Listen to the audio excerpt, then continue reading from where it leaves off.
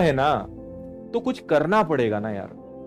हमारे साथ दिक्कत क्या है, मैं इंग्लिश के बारे में हमेशा एक चीज कहता हूं, हर व्यक्ति चाहता है इंग्लिश में सीख जाऊं, पढ़ना कोई नहीं चाहता। मैं एक ही चीज कहता हूं कि आप 15 मिनट या आधा घंटा रोज इंग्लिश पढ़ना चालू करिए फॉर द नेक्स्ट 3 मंथ्स। ना उस विषय के आप मास्टर हो जाओ तो मुझे बोल देना, क्योंकि इतना करना ही सबसे कठिन काम है। हम पढ़ते कितने दिन इंग्लिश? 2 दिन, 4 दिन, 5 दिन, 10 दिन।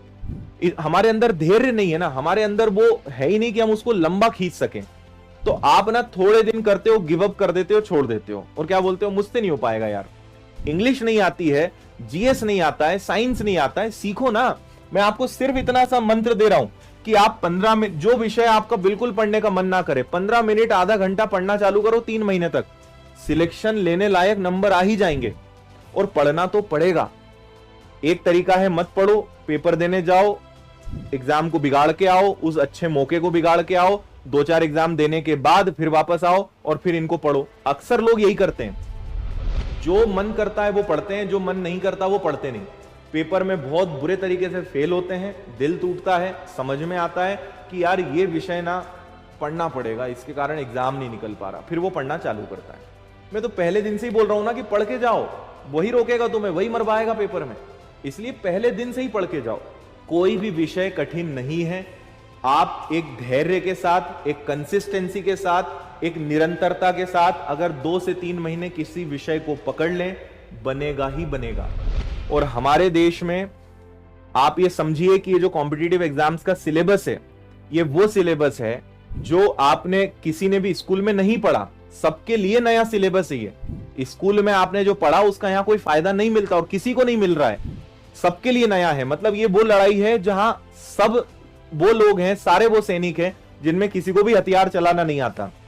यही हथियार चलाना सीखना है और यही जंग लड़ना है।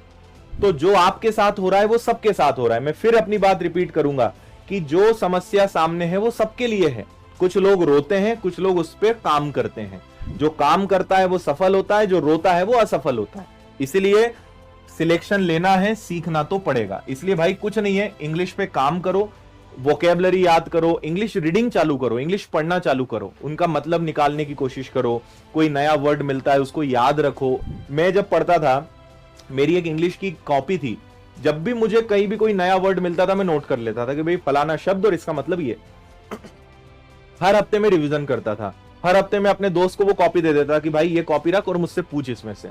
वो भी कहीं से भी कोई भी शब्द पूछ लेता था। कई शब्द को मैं भूल जाता था, फिर मैं बताता था यार इसका मतलब क्या है, फिर वो बताता था। तो 2-3 महीने हमने इतना वोकेबलरी पर, मीनिंग्स पर काम किया कि हमें कई बार जिनके मतलब नहीं पता होते थे, लेकिन सेंटेंस को पढ़ के मतलब निकल जाता था कि इसका मतलब ये है। तो वो हो जाता है। करना तो पड़ेगा ना यार। मैं खुद हिंदी मीडियम का स्टूडेंट रहा हूं, मैं खुद सरकारी स्कूल का पला बड़ा हूं, बहुत सामान्य परिवार से रहा हूं, छोटी जगहों पे ही स्कूल कॉलेज करी है। मैंने तो किया है ना, मैं भी तो इंग्लिश सीखा हूं ना। तो कोई भी सीख सकता है यार। सबसे इंपॉर्टेंट इंग्लिश सीखने में, इंग्लिश सीखना कठिन नहीं है, इंग्लिश सीखने की इच्छा, इंग्लिश सीखने का मन बनाना कठिन है। बस वो तुम्हें मजबूत करना है। इच्छा शक्ति जिसको बोलते हैं ना, करना ही है। मेरा ये था कि भाई जो है सीखना है। जिन्होंने भी सीखा है उन्होंने भी तो मेहनत करी होगी ना, तो सब सीखा जा सकता है।